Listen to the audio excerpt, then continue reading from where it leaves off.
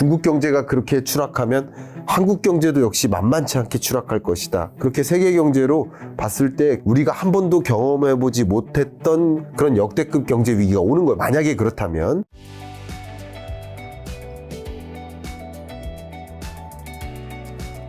자, 타이완 이슈도 안 여쭤볼 수 없는데 해외에서는 대만 총통선거 결과 두고 친미 성향의 정권이 3연임에 성공했다고 보고 있는데 이를 계기로 뭐 양안 간의 갈등 격화된다고 보세요? 네. 아무래도 만약에 그 총통이 친미라고 가정을 한다면 친미 성향이라고 보통 언론에는 알려져 있죠.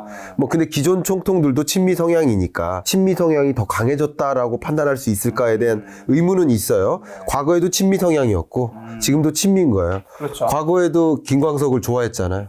지금도 좋아하는 똑같아요. 더 좋아진 게 아니에요. 네네. 묵비권 사용. 그만하십시오.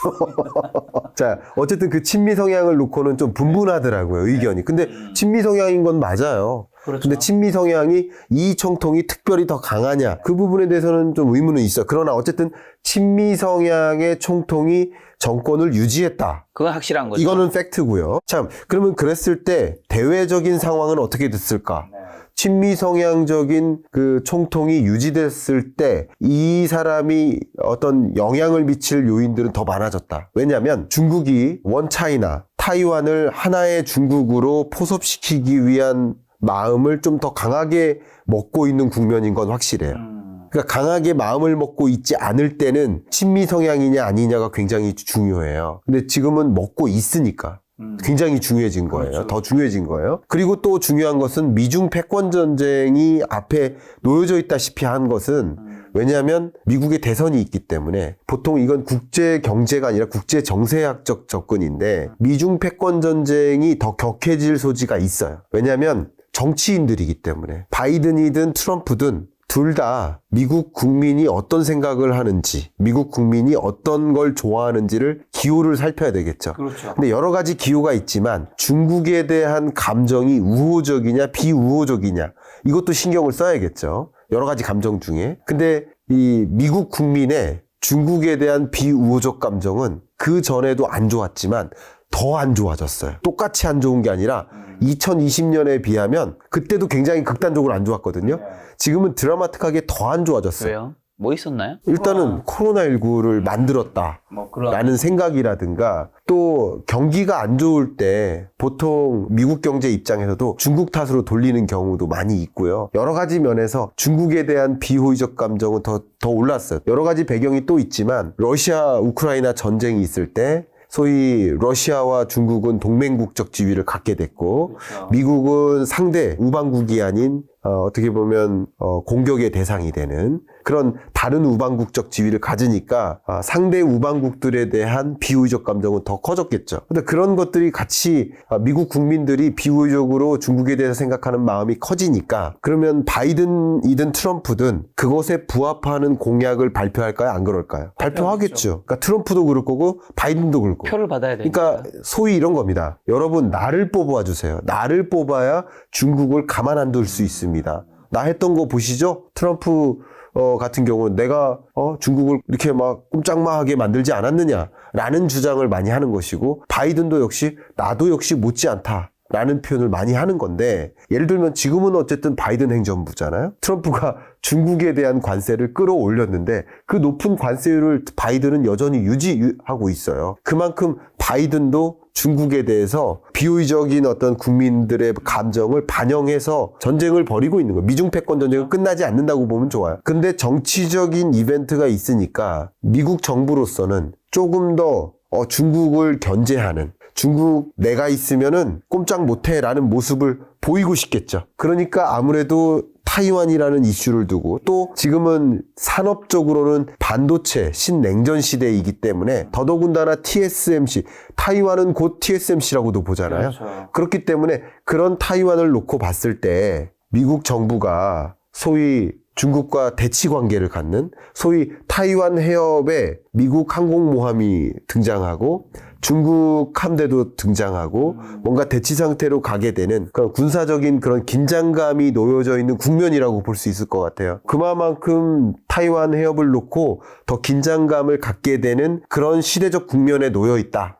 저는 이렇게 해석을 하고 있습니다. 자, 그럼 타이완 해협 봉쇄할 경우에 세계 경제에 어떤 영향이 있을까요? 이거는 그럴 확률도 있나요? 그럴 확률이 있죠. 그러니까 두 가지예요, 시나리오가. 근데 아마도 그렇게는 안 될 것이다라고 생각하는 시나리오는 아까 말씀드렸듯이 타이완 해협을 놓고 군사적인 좀 충돌을 갖게 된다. 혹은 전쟁이 일어난다. 그런 시나리오인 거죠. 그런 시나리오가 있게 되면 극단적인 사례로 블룸버그 산하의 경제연구원이에요. 블룸버그 이코노믹스 같은 경우는 그럴 경우 중국 경제가 GDP가 30% 이상 급감한다. 그러니까 경제 성장률이 마이너스 30%일 것이다 라고 얘기를 해요. 그러면 중국 경제가 그렇게 추락하면 한국 경제도 역시 만만치 않게 추락할 것이다. 그렇게 세계 경제로 봤을 때 굉장히 큰 위협이 올 것이다 라고 봐요. 한국은 직격탄을 맞는군요. 그럴 수밖에 없겠죠. 왜냐하면 중국 경제가 그렇게 어려워지면 우리나라의 대중국 수출이 어려워질 테고, 근데 우리나라의 수출 대상국으로서 중국이 한때는 26%, 23년 기준으로는 어려워져서 18%로 줄었어요. 그러니까 우리나라 전 수출액이 100이라고 한다면 5분의 1을 차지하는 거네요. 예, 여전히 18%가 넘어요. 18.5%예요. 근데 이게 줄어든 거예요. 중국 경제가 어려워지면. 여러 가지 이유가 있지만 한 가지는 중국 경제가 역시 어려워지면서도 있어요. 어쨌든 전 세계 모든 국가를 다 합친 게 100%인데 그중에 한 나라가 20% 차지하는 거잖아요. 그렇죠. 그러니까 결과적으로 중국 경제가 어려워지면 우리나라도 실물 경제적으로 어려워져. 뭐 그 외에도 여러 가지 경로가 있죠. 우리나라의 뭐 많은 투자자들이 자산운용사를 경유해서 중국의 부동산에도 투자하고 중국의 여러 인프라나 기업에도 투자를 하고 그런 자금까지의 경로까지 생각해 본다면 중국 경제가 금융 위기에 놓이는 거예요. 전쟁으로 인한 경제 위기에 놓이는 거고, 그러면 우리도 따라서 경제 위기에 놓이는 거예요. 그렇게 여러분 판단해 주시면 좋겠고요. 그거는 한 가지 시나리오고요. 전쟁이 나타났을 때. 근데 그 시나리오가 가능성은 그렇게 높다라고 평가하진 않아요. 누구도 전쟁을 벌였을 때 그 충격이 나에게도 온다라는 것을 다 알고 있기 때문에 상대방을 쓰러뜨리는 과정에서 나도 중상을 입는 과정, 그만한 전쟁이라고 생각하기 때문에 그걸 가정은 하지 않아요. 근데 그런 시나리오가 있으면 경제 위기 오는 겁니다. 우리가 한 번도 경험해보지 못했던 그런 역대급 경제 위기가 오는 거예요. 만약에 그렇다면. 근데 그 경우가 아니라 군사적 충돌까지는 아니라 경제 보복이라든가 경제 제재 같은 거 이런 것들은 할 수 있다고 봐요. 그거는 좀 가능성이 좀 높은 시나리오라고 가정을 해도 좋을 것 같아요. 근데 그 시나리오는 뭐냐면 말씀하신 것처럼 타이완 해협을 봉쇄시키는 거예요. 예를 들어 호르무즈 해협을 중동 분쟁 중에 이란이라는 나라가 좀 세계 경제에 위협을 주려고 나 건들지 마 하면서 호르무즈 해협을 봉쇄시켜요. 그러면 세계 그 유조선 물동량의 한 35%가 그 좁은 해협을 지나거든요. 그럼 여기를 통과하지 않게 하면 그럼 이 유조선이 뺑뺑 돌아서 가거든요. 그럼 국제 유가가 어떻게 될까요? 높아져요. 그러면 당연히 세계 주요국들이 싫어하겠죠. 가뜩이나 물가를 빨리 잡아야 금리 인하해서 경기 회복시키는데 물가 잡는 일을 못하게 만드는 거잖아요. 그러니까 당연히 호르무즈 해협은 영향을 미쳐요. 근데 제가 비유를 한 겁니다. 타이완 해협은 전 세계 물동량의 대략 50%가 지나요. 50%, 55%. 시기별로 좀 차이가 있어서 그렇게 많이 지나요? 굉장히 많이 집니다. 왜냐하면 물론 호르무즈 해협은 해상 물동량이고 TSMC 반도체는 해상 물동량이 아니에요. 항공 운수예요. 항공 운수.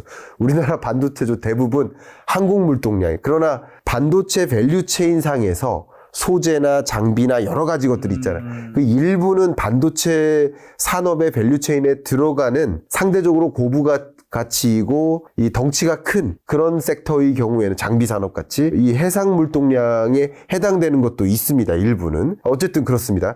그리고 그 외에도 중국의 여러 상품들이 또 홍콩이나 타이완이나 중국이나 또 한국이나 또 여러 아시아 국가들 이 해상 물동량이 굉장히 많기 때문에 타이완 해협을 봉쇄시키면 공급망 대란이 오는 거죠. 그러니까 러우 전쟁이 경제적으로 어떤 영향을 미쳤나? 그때는 러시아에 대해서 경제 제재를 가했고 러시아산 원자재나 원유를 쓰지 마, 천연가스 쓰지 마 하니까 원자재, 에너지 원자재, 철, 비철금속 원자재, 식료품 원자재 공급이 부족해지는 공급망 대란이 왔던 거예요.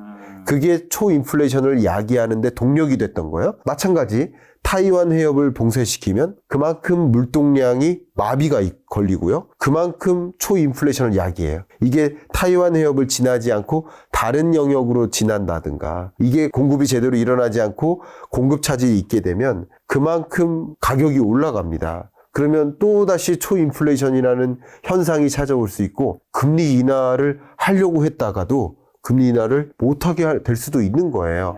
그러니까 이런 위협적인 요소가 작용될 수 있기 때문에 미중 간의 어떤 전쟁이나 타이완 해협을 놓고 벌이는 이런 위협적인 전쟁 이런 것들이 걱정이 되기도 하는 거죠. 전쟁에서 이제 한 가지만 그럼 여쭤보면 러시아 우크라이나 사태가 아직 끝나지 않았는데 우크라이나는 전쟁을 원하지 않았겠죠. 근데 러시아가 원했으니까 어쨌든 침공을 했을 거잖아요. 그렇죠? 그러면 이제 중국, 뭐 대만 그리고 엮여 있는 게 미국이라면 이 세 개 국가 중에서 전쟁을 원하는 국가가 단 하나라도 있나요? 전쟁을 원하는 나라가 하나로 원하는 국가가 있으면 이제 전쟁이 일어날 수 있는 건데 세 개 국가 모두가 전쟁을 원하지 않으면 날 확률은 사실상 거의 없다고 보면 되는 거잖아요. 자, 의견을 드리면 그러니까 이거는 전쟁을 벌인다면 중국이에요. 네, 그렇죠. 왜냐하면 중국은 어쨌든 타이완을 혹은 TSMC를 나의 것으로 가져오고 싶을 거예요. 그렇죠. 근데 나의 것으로 가져오는 것도 중요하지만 미국 것으로 뺏기는 건 더 위험하다고 생각하는 중국 입장에서는. 그러면 가져와야 되는데 평화적으로 흡수하는 데는 한계가 있다라고 생각하고 있어요. 그렇죠. 그러니까 어쩔 수 없이 무력적으로 가져올 수밖에 없다라고 생각하는 건 중국입니다. 근데 미국이 또 가만히 있지 않을 거예요. 가만히 있지 않을 거고. 그러니까 전쟁이 일어날 수 있다고 보는 거예요. 왜냐하면 무력적으로 가져오지 않으면 가져올 수 없다고 보는 거예요. 물론 타이완도 가만히 있지 않을 겁니다. 거기 중국에 포섭되길 원치 않아요. 그러니까 이런 여러 가지 면에서 좀 전쟁이 일어날 가능성이 만만치 않고 또 이 군사안보적으로 좀 해석을 해볼게요. 제가 군사안보적으로는 전문성이 없지만 여러 군사안보 전문가들과 회의를 해봤을 때 그 군사안보 전문가들의 의견이 뭐냐면 이런 전쟁이 일어날 때 또 다른 전쟁이 일어날 가능성이 높다라고 보고 있어요. 북한 전쟁도 마찬가지. 북한의 한국 공격도 혹은 전쟁을 일으킬 가능성도 조금 더 높아진다고 평가를 하더라고요. 왜냐하면 전쟁이 여러 곳에서 일어나면 미국도 역시 그 신경이 여러 군데로 쓰여져 있어요. 힘이 나눠지는 거죠. 그렇죠. 그리고 타이완 해협을 놓고 항공모함이 그쪽으로 간다든가 하는 그런 전쟁 위협이 좀 커진다든가 하면 신경이 여러 가지로 분산됐을 때 북한의 침범이 있을 수도 있다라고 표현을 해요. 그러니까 이게 약간 어떤 뉘앙스냐면 이 거리가 깨끗해요.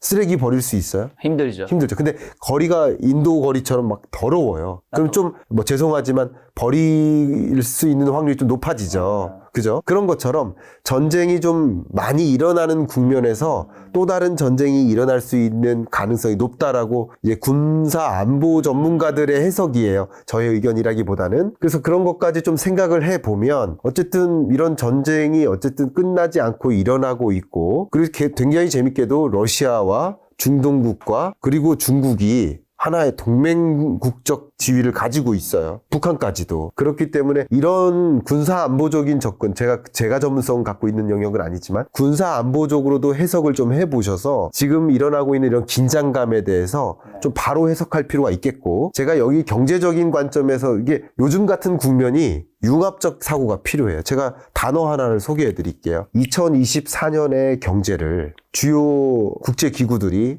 뭐라고 표현했냐면 지경학적 분절화라고 설명했습니다. 좀 어려운 표현이죠. 지경학적 분절화. 그러니까 지경학은 뭐냐면, 그러니까 지정학이라는 표현과 경제학이라는 표현이 믹스된 합성어예요. 지정학 안보적 세계 정치적인 관점과 경제학적인 관점에서 불안한 일들이 벌어지는데 그게 분절화라는 거예요. 분절화는 영어로는 fragmentation이라고 표현했는데 세계가 산산조각 난다라는 표현을 생각해 보시면 좋아요. 이게 무슨 말이냐면 글로벌라이제이션은 지구촌화된다. 세계가 똘똘 뭉치고 세계 교육이 자유무역 시대로 활발하게 교육이 일어나는 그런 국면이라고 한다면 분절화의 시대는 이게 파편화돼서 보호무역 조치를 단행하고 서로 교육을 안 하고 친교 국가에 있는 동맹국끼리만 교육하고 서로 싸우고 그런 느낌으로 간다. 라고 국제기구가 관찰을 하고 있어요. 이거는 월드뱅크나 월드 이코노믹 포럼이나 공통된 표현이에요. 이런 국면임을 보여주는 근거가 지금 세계 곳곳에서 일어나는 전쟁, 분쟁, 타이완 해협 위협, 북한의 도발 위협 이런 것들이 다 포함된 겁니다. 그런 관점에서 여러분들도 복합적 사고를 좀 갖기 위해서 경제학적인 접근도 필요하지만 군사 안보 전문가들의 생각도 여러 가지를 좀 겸해서 이런 리스크가 있을 때 경제학적으로 어떤 변화가 있지? 그림을 좀 그리시고 그러면 나는 어떤 대응을 할까? 이런 생각을 좀 하시는 게 필요하지 않을까? 의견을 드리고 제가 24년 경제 전망에서 이런 군사 안보적으로 긴장감이 있을 때 산업을 추천하기는 좀 부담이 되지만 죄송한 마음과 그런 마음이 있지만 경제학적인 관점에서 인사이트를 끌어본다면 방위산업의 지위는 올라갈 수 있겠다. 그냥 객관적으로. 요즘에 주가가 많이 오르더라고요. 그 말씀은 이제 제가 24년 전망서에서 말씀드렸고 아마 우리 녹화분에도 있을 겁니다. 아마도. 그 부분은 왜 그러냐면 무기체계 사본 적 있어요? 총 사본 적 있어요? 없죠. 없죠. 이 방위산업의 사이즈는 국방부가 사는 거예요. 그러니까 국방 예산이 늘어나면 방위산업의 규모가 똑같이 커집니다. 똑같은 거예요. 그렇죠. 그러니까 방위산업의 규모가 그럼 어떨 때 커지느냐. 지경학적 분절화가 더 극화될 때, 전쟁 위협이 극화될 때, 이럴 때 더 방위비 예산을 늘려요. 우리나라도 우리나라 전체 예산의 증가율을 최소화했는데 24년에 국방 예산은 그 증가율보다 훨씬 높게 국방 예산을 갖췄어요. 특히 예산을 세계 각국이 끌어올리는 과정에서 K방산의 수출할 수 있는 여력은 커지죠. 우리나라의 세계 시장 점유율이 예를 들어서 1.5%라고 있다고 봤을 때 같은 시장 점유율을 유지한다고 가정하더라도 시장이 커지니까. 커지니까 더 많은 수출액이 담보가 되겠죠. 그래서 이제 저도 방위산업을 긍정적으로 좀 평가한 경향이 있는데 그런 것들도 이런 지경학적 분절화라는 관점에서 해석해 볼 수 있다. 그러니까 이런 외교 안보 혹은 군사적인 그런 관점과 경제 산업적인 관점이 맞물리는 관점에서 이런 해석을 해볼 수 있다라고 의견을 드리는 겁니다. 그럼 투자 얘기해 주셔서 네. 그런 관점에서 코인 얘기하신 분도 있잖아요. 또 이제 교수님이 코인 전문가분들 만나서 인터뷰한 영상도 이제 경제 읽어주는 남자 채널에서 봤었는데 네. 그분들이 얘기하시는 이제 코인을 사야 되는 이유 중 하나가 이 지정학적 리스크가 계속 세계 곳곳에서 일어나면 네. 이건 내 자산을 좀 순조롭게 해외로 들고 나갈 수 있는 게 네. 가장 좋은 게 비트코인이다. 그래서 네. 비트코인 가격이 앞으로 더 좋아지기 이런 얘기를 하는데 네. 경제학적 입장에서 이런 게 좀 일리가 있나요? 좋습니다. 좋은 말씀이시고요. 저도 이제 오태민 교수님하고 네. 정말 이야기를 많이 했거든요. 네. 사석에서도 많이 얘기를 했는데 되게 서로 재밌어 하는 게 뭐냐면 오태민 교수님은 지정학적인 접근이에요. 그러니까요. 근데 저는 경제학적인 접근이에요. 그러니까요. 근데 그게 맞물렸을 때 같은 시점을 말하면 굉장히 파워풀하잖아요. 근데 자, 경제학적인 관점에서 말씀을 드리면 여러분은 어떻게 해석하실지 모르지만 코인도 하나의 자산이에요. 그죠? 그렇죠. 지금은 약간 자산으로 되고 있죠. 예, 자산입니다. 돈을 어떤 형태로 갖고 있을까? 그러니까요. 갖고 있을 수 있는 대상은 다 자산이라고 보시면 좋아요. 맞습니다. 그러면 코인도 자산이고 주식도 자산이고 부동산도 자산인데 조금 더 위험성이 높은 자산이 뭘까요? 코인이에요. 코인이죠. 상대적으로 위험성, 변동성이 낮은 자산이 부동산인 거예요. 근데 변동폭이 높은 자산일수록 선행성이 강해요. 자산을 정의를 내려보면 그래요. 그렇죠. 부동산은 조금 더 동행하는 가능성이 높고요. 그래서 주식이 선행성이 높고 주식이 선행성이 높은데 코인은 선행성이 조금 더 강해요. 더 강하죠. 예. 그렇기 때문에 금리 인하를 앞에 두고 먼저 반등할 수 있는 시장은 또 코인이다. 그리고 조금 후순위로 1, 2개월 후순위로 주식시장이 반등하는 것이고 금리 인하가 대대적으로 일어날 때 조금 더 여러분 한번 생각해보면 2020년, 21년에 주식시장도 반등했고 부동산 시장도 반등했지만 코인도 반등했어요. 왜냐하면 돈을 저축으로 가지고 있을까 다른 자산으로 갖고 있을까의 특징이에요. 그러니까 이런 자산으로 금리가 떨어지니까 이런 자산으로 갖고 있을 가능성은 상대적으로 높은 거예요. 은행에 저축하면 수익률이 0인데 굳이 은행에 둘까? 조금 위험성을 감내하고 이런 시장으로 갖고 있자 하는 움직임, 돈의 이동으로 설명이 가능해요. 그런 국면이 이제 경제학적인 접근이고요. 외교 안보적인 접근에서는 단적인 건 하나는 이렇게 동의할 수 있는 거 하나만 말씀드린다면 어쨌든 돈의 이동이 가장 효율적인 것은 코인인 거 맞아요. 계좌이체보다도 효율적이에요. 부동산을 현금화해서 예를 들어 부동산으로 돈을 가지고 있어요. 근데 예를 들면 러시아에 돈을 입금해줘야 돼요. 네. 부동산을 현금화하고 현금화된 돈을 보내는 절차가 어쨌든 복잡하죠. 주식도 마찬가지. 근데 그런 면에서 돈의 이동성이라는 면에서 가장 강한 거, 그게 코인이라고 하는 데는 동의해요. 근데 이 군사 안보적으로 첨예하게 갈등이 있을 때, 불안할 때, 그런 국면에서는 돈의 이동성이 제약이 없는 게 유리하겠죠. 그러니까 기본적으로 코인이라는 것이 이 불확실한 자산, 위험 자산이라고 분류가 됐는데 조금 더 안전자산화 된다는 뜻이죠. 그런 면에서 이렇게 공포감이 치닫고 빅스 지수가 끌어올라가고 불안감이 올라가는 국면에 안전자산의 성격으로서 의미를 조금 더 부여할 가능성은 높아지죠. 네. 그만큼 거대한 돈, 이것에 동의하지 않는 분은 그렇죠. 그렇게 이동 안 하는 거예요. 그렇죠. 근데 동의하는 분이 있다 그러면 그런 분들은 이동을 시키는 거예요. 네. 그러니까 다 동의하지 않으셔도 돼요. 그중에 3분의 1만 동의해도 그만큼 돈이 그쪽으로 이동하는 거니까 네. 코인 시장의 코인 가격은 올라가는 거죠. 그 밖에 여러 가지 이슈들이 있죠. 네. 뭐 상장이라는 이슈가 있고 그렇죠. 반감기라는 이슈가 있고 이게 긍정적인 이벤트예요? 부정적인 이벤트예요? 긍정적인 이벤트잖아. 그런 것들이 다 같이 맞물리니까 네. 그런 면에서 코인을 긍정으로 보냐 부정으로 보냐라고 질문한다면 긍정으로 본다는 거죠. 예. 그럼 이제 대만의 입장에서 대만이 위기에 처한다면 우리나라 지원이나 개입이 이루어질 거라 기대하고 있을까요? 아무래도 기대하고 있을 거라고 생각합니다. 네. 어쨌든 타이완 입장에서는 민주 진영인 거고요.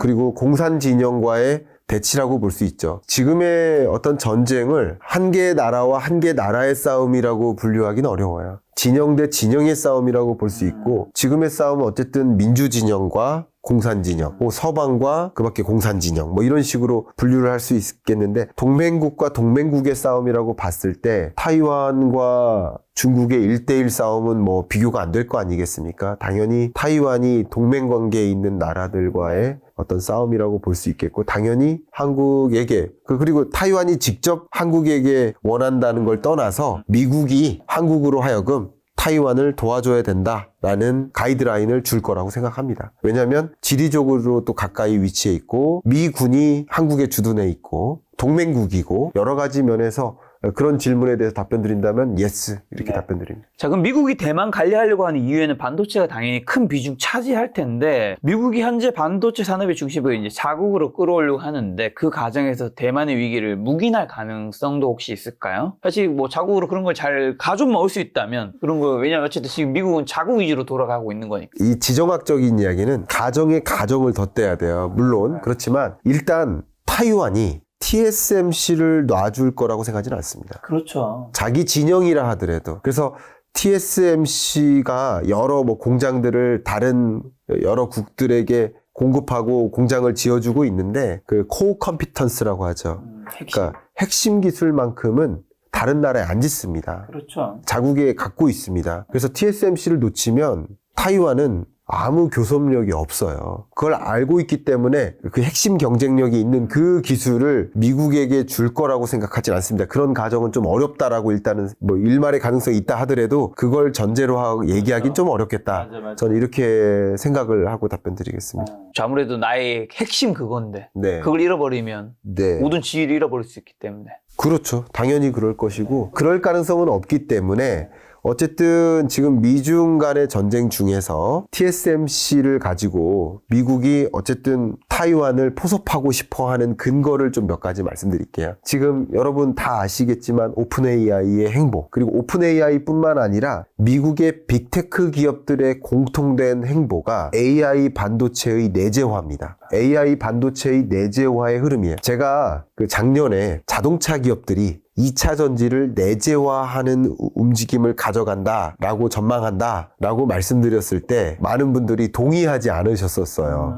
그러나 그런 움직임이 일어나잖아요. 또 우리나라가 차량용 반도체 해야 된다. 근데 그때 그건 한 2년 전, 3년 전인데 그때 또 역시 동의하지 않으셨어요. 그거 쉬운 것도 아니고 수익성 타산에도 안 맞다 이렇게 말씀하시는 분들께 근데 하잖아요. 이게 무슨 말이냐면 필요하면 하는 겁니다. 그러니까 역시 빅테크 기업들이 자 AI 서비스 경쟁력을 가지고 싸워요. 그러면 AI 경쟁력을 가지고 싸울 때 AI 경쟁력은 뭐에 따라 달려있냐면 AI 반도체에 달려있어요. 마치 전기 자동차가 2차 전지의 경쟁력에 따라 좌지우지 되듯이 마찬가지예요. 그러니까 코어 컴피턴스가 반도체에 있어요. 근데 그 AI 반도체를 엔비디아한테 맡기고 있어요. 너도 나도. 근데 나한테 초맞춤화된 AI 반도체를 제공해줘야 되는데 그걸 잘 안 맞춰줘요. 그러니까 나의 경쟁력을 끌어올리기 위해서는 내재화할 필요가 있어요. 자립화할 필요가 있어요. 그래서 구글이든 메타든 아마존이든 뭐든 MS든 역시 오픈AI든 오픈AI든 내재화에 성공했거나 일부라도 내재화의 움직임을 가져가고 있는 거예요. 그런 움직임 속에서 절대적으로 필요한 게 뭘까요? 바로 양산이죠. 양산을 또 TSMC가 하잖아요. 파운드리가. 그러니까 TSMC는 절대적으로 필요한 거예요. 그리고 미국의 나라 경제적인 관점에서 바이든이든 트럼프든 미국 경제를 생각하는 마가라는 정책 기조를 가져가는 트럼프 입장에서도 TSMC가 절대적으로 필요해요. 그렇기 때문에 중국과 대치된 그런 관계를 가져갈 수밖에 없는 게 역시 이 TSMC를 놓고 버리는 전쟁인 것이고, 그런 과정에서 일단 중국이 경제 제재를 통해서 TSMC가 미국에 뭔가 반도체를 공급하지 못하도록 그런 압박을 취하거나 이런 문제들이 야기될 수는 있겠죠. 혹은 미국이 또 그런 움직임을 계속 가져갈 수 있겠죠. 중국에게 공급하지 마라. 그런 종류의 싸움들이 일어날 수 있는 소지가 분명히 있다 생각합니다. 알겠습니다. 교수님과는 또 다음 시간에 좋은 시간 한번 만들어 보도록 하겠습니다. 오늘 만난 교수님은 김광석 교수님이었습니다. 지금까지 소중한 시간 함께 해주셔서 정말 감사합니다. 오늘도 김 작가였습니다. 고생 많으셨습니다. 감사합니다.